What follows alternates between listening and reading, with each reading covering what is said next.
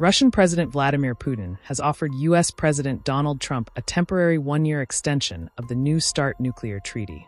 The deal would maintain limits on deployed strategic warheads and delivery systems, keeping global nuclear balance in check. Putin says the extension depends on reciprocal U.S. action, as talks on a longer-term renewal remain stalled amid tensions over Ukraine. Both sides now have just over 4 months before the treaty expires in February 2026.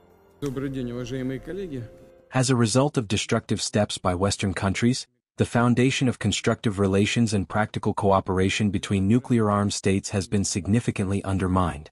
The basis for dialogue in relevant bilateral and multilateral formats has been destabilized. Step by step, the system of Soviet-American and Russian-American agreements on the control of nuclear missiles and strategic defensive weapons has been almost completely dismantled. We link the numerous problems that have accumulated in the strategic sphere since the beginning of the XXI century to the West's destructive actions, its destabilizing doctrinal concepts and military technical programs aimed at undermining global parity and at achieving, or attempting to achieve, absolute and overwhelming superiority. There should be no doubt that Russia is capable of responding to any existing and emerging threats, not with words, but with the use of military and technical measures. One example is our decision to abandon the unilateral moratorium on the deployment of ground-based intermediate and shorter-range missiles. This was a step forced by the need to adequately respond to programs for the deployment of similar weapons of American and other Western origin in Europe and the Asia-Pacific region, which directly threaten Russia's security. We are confident in the reliability and effectiveness of our national deterrence forces. At the same time, we are not interested in further escalating tensions or fueling an arms race. Let me remind you that the last significant political and diplomatic achievement in the area of strategic stability was the signing of the Russian-American Strategic Offensive Arms Treaty, New START, in 2010.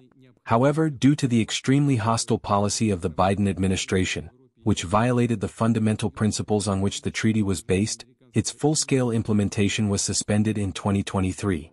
Nevertheless, both sides have declared their intention to voluntarily continue observing the central quantitative limits under the Strategic Offensive Arms Treaty until the end of its life cycle. So, for nearly 15 years, this agreement has continued to play a significant and positive role in maintaining the balance of power and clarity in the area of strategic offensive arms. The New START Treaty is set to expire on February 5, 2026.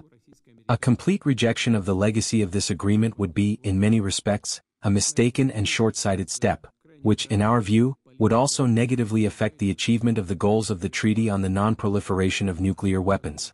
To avoid provoking a further strategic arms race and to ensure an acceptable level of predictability and restraint, we consider it justified to attempt to preserve the status quo established by the New START Treaty during this rather turbulent period.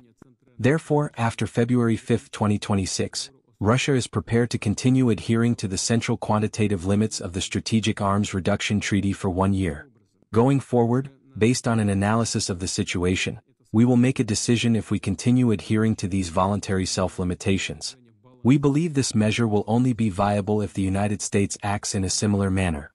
Special attention must also be paid to the plans for expanding the strategic components of the U.S. missile defense system, including preparations for deploying interceptors in space. We think that implementation of such destabilizing actions could nullify our efforts to maintain the status quo in the area of strategic arms. We will respond accordingly. I believe the implementation of the Russian initiative could contribute to creating an atmosphere suitable for a substantive strategic dialogue with the United States of America. Naturally, this would require conditions for its dialogue, full-scale resumption and take into account the entire range of efforts aimed at normalizing bilateral relations and resolving fundamental security contradictions.